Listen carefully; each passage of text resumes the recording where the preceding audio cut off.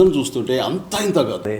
అదే కరెక్ట్. అది అప్పుడు పెద్దవాళ్ళు చూశారు, వాళ్ళ పిల్లలు మా నాన్న ఇంద్ర చాలా బాగుంటుందని చెప్పారు, బట్ ఇంతకంటే బ్రహ్మాండంగా ఉంది ఇంద్ర. వీరశంకర్ రెడ్డి అనగానే ఒక ట్రాలీ చేసాం, రికార్డింగ్ అసలు మనకు ఒళ్ళు దళదరిస్తుంది, అట్లా ఉంటుంది. అప్పుడు ఎక్స్ట్రాడినరీగా చెప్పారు. అంటే అలాంటి స్పేసెస్ కానీ నువ్వు ఊహించకపోతే అది ఇచ్చేవారు కాదు, ఆ స్పేస్ ఇవ్వకపోతే ఆయన కొట్టేవాడు కాదు, ఈ రోజున మాట్లాడుకునేవాడు కూడా. అట్లా పిల్లలు అప్పుడు మా నాన్నతో మేము సినిమా చూసాం, ఇప్పుడు మా పిల్లలతో మేము సినిమా చూస్తున్నాం. ఎవరో అన్నారు, నువ్వు ఇదివరకు నాన్న వాళ్ళ పర్మిషన్ తీసుకుని అమ్మ నాన్న పర్మిషన్ తీసుకుని వెళ్ళామండి, ఈ రోజున అమ్మ నాన్నలు పోయి మా పిల్లలు తీసుకుని వెళ్తాం నువ్వు అని. ఒక చిన్న పిల్లలు అయితే సినిమా చూడలేదంట, వాళ్ళ నాన్న వేసే డ్యాన్స్ చూస్తున్నారు థియేటర్లో. ఇది నాన్నకి ఏం పోయే కానీ వచ్చిందమ్మా ఇలా డ్యాన్స్ చేస్తాడు, మోకాళ్ళు ఒకట్లేదు, దాయి దమ్మకి వీట స్టెప్ ఏంటో చెప్పేసి. సినిమా అంతా ఒక ఎత్తు అయితే ఆ ఒక స్టెప్ ఒక ఎత్తు అనుకునేవాడిని. వర్షం పాట, వర్షం ప్రతి క్లాసులోనూ ప్రతి ఒక్కడు నిన్న సీసాలు పట్టుకెళ్ళారు, వర్షం పడతా థియేటర్లో సార్ తడిపిస్తున్నారా? ముఖ్యంగా ఆ జడతో నా మనసు కాల్చిన జడ లేదు అనే ఎక్స్ప్రెషన్ ఇస్తూ ఆ మూమెంట్. కాదు మరి జడ మల్లెపూలు అంటే కుదరదా, ఏదో ఆ డ్రెస్ ఏదో ఎదుగుతుంది. సో మీరు రాసిన దానికి జస్టిఫికేషన్ ఇవ్వాలి అంటే నేను ఆసుగా హీరో పాట ఫన్ తోటి మీరు తప్పుని సరిదిద్దారు. మరి అన్న బంబంబోలే సాంగ్లో నేను నిన్న ఎక్కడ ఇంటర్వ్యూ చెప్తాను, నేను కూడా చిన్న డ్యాన్స్ మూమెంట్ గోపాల్ డాన్స్ వచ్చాడా?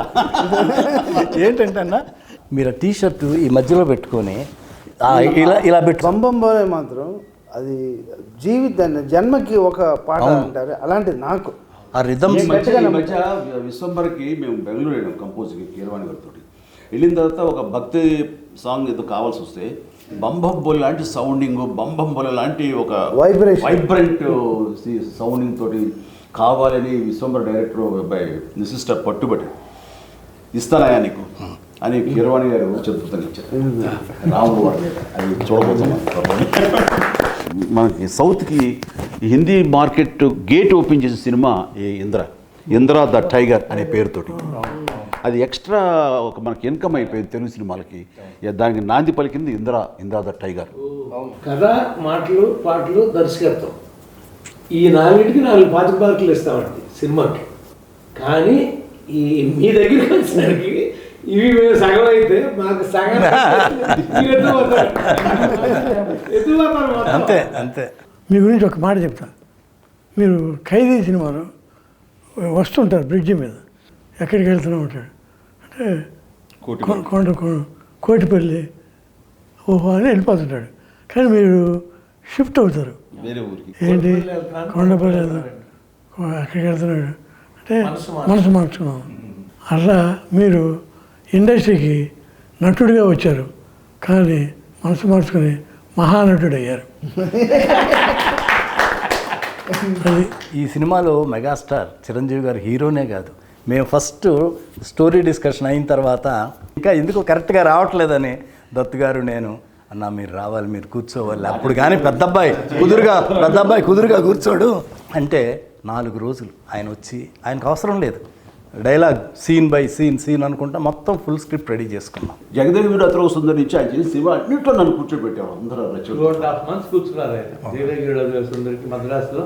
రాఘవేంద్ర వారిని 5 రోజులు మిస్ అయ్యాడు, కానీ 2.5 months ఆయన తప్పన ఇది ఎంత ఎక్స్ట్రాడినరీగా ఉంటుందో.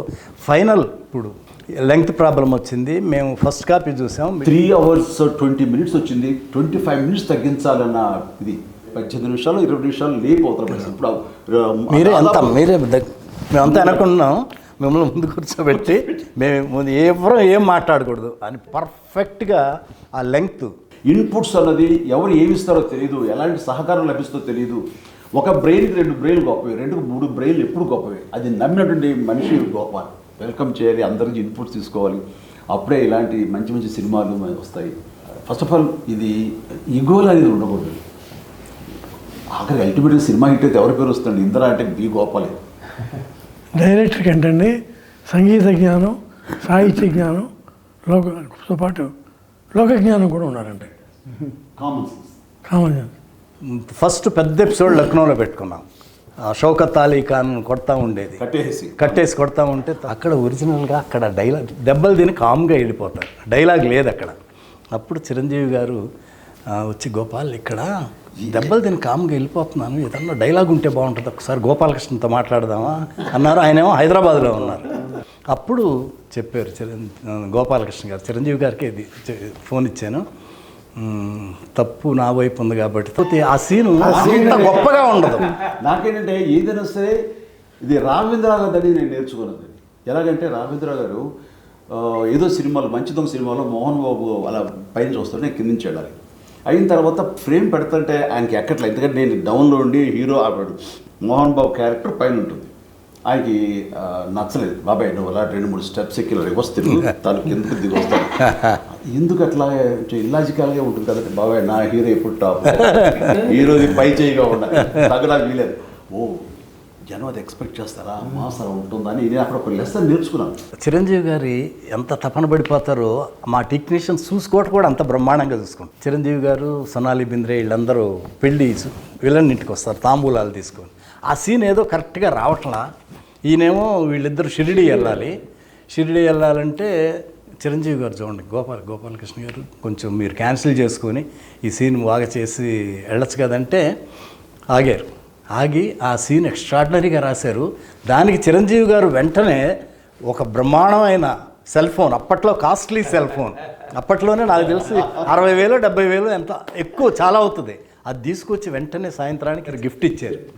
ఆ సీన్ యాక్ట్ చేశాడు. అసలు ఎట్లుంటుంది, డ్యాన్సులు ఎంత అద్భుతంగా చేస్తారో, ఆ కండవ వేసుకుని ఎంత బ్రహ్మాండంగా చెప్పారు ఆ డైలాగ్. ఆ సీన్ అన్నా నేను మిడ్ నైట్ 12ంటికి ఇప్పుడు ఎడిటింగ్ చేశాను. దత్తు గారు ఒక ఉండగా వచ్చారు, 12 o'clock వచ్చారు. చూపెట్టి గోపాల్ ఎక్స్ట్రాడినరీగా ఉంది, గోపాల్ బ్రహ్మాండంగా ఉంది ఈ సీను అని వెంటనే 12:30కి చిరంజీవి గారికి ఫోన్ చేశారు. ఫోన్ చేస్తే వదినమ్మ సురేఖ్ గారు ఫోన్ చేశారు. దత్తు గారు ఏంటి ఇప్పుడు చేశారు ఏంటంటే, లేదు నేను బాస్తో మాట్లాడాలి, పడుకొని ఉన్నారు, లేదు లేపండి మాట్లాడాలన్నారు. ఆమె లేపి చిరంజీవి గారిని లేపి ఫోన్ ఇచ్చి దత్తు గారు ఏంటంటే, దత్తు గారు ఏంటి ఇప్పుడు చేశారంటే, బాస్ ఇది ఒక సాంగ్ బాస్, ఈ సీను అదిరిపోయింది, ఏమి చేశారు బాస్ మీరు, ఎక్స్ట్రాడినరీగా ఉంది, నాకు ఇప్పుడు సీన్ చూసాను మీకు చెప్పాలన్నది చెప్పేశాను, నేను హ్యాపీ. కమర్షియల్ సినిమాలకి ఈ ఇందులో ఒక నిఘంటువు, ఒక గైడ్ అండి అది అనుకోవచ్చు. అలాంటి ఇది టేకింగ్ వైజ్ కానీ కథనం కానీ డైరెక్ట్గా బి గోపాల్ కానీ కథ అందించినటువంటి మన చిన్నకృష్ణ కానీ. నేను రచయితగా మాత్రం రాయలేదన్నా, ప్రమాణం పూర్తిగా చెప్తున్నాను, ఒక అన్నయ్యకి తమ్ముడుగా రాశాను అంతే అన్నా, అంతకంటే చిరంజీవి గారు లేకపోతే అసలు ఈ అశ్విని దత్తు ఈ ఇండస్ట్రీకి వచ్చి ఏమి చేశాడంటే ఏమి చేయలేదనే అర్థం వస్తుంది. జగదేకవీరుడు, చూడాలనుంది, ఇంద్ర, ఇలా చెప్పుకుంటూ పోతే అన్నీ గొప్ప సినిమాలే. చిరంజీవి గారికి ఏమిచ్చి రుణం తీసుకోవాలో నాకు అర్థం కాదు. నేను ఆ మాట మీరు పెద్ద మాట ఒప్పుకోరు సార్, మీరు ఎప్పటికీ మేము మీ రుణం తీసుకోవాలి. ఇంద్ర 2 చేయాలని నేను నా కోరిక. డన్ బాబాయ్, డన్. చేయాలనే ఆలోచన ఉంది.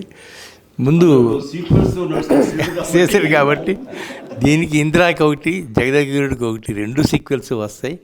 ఇది నేను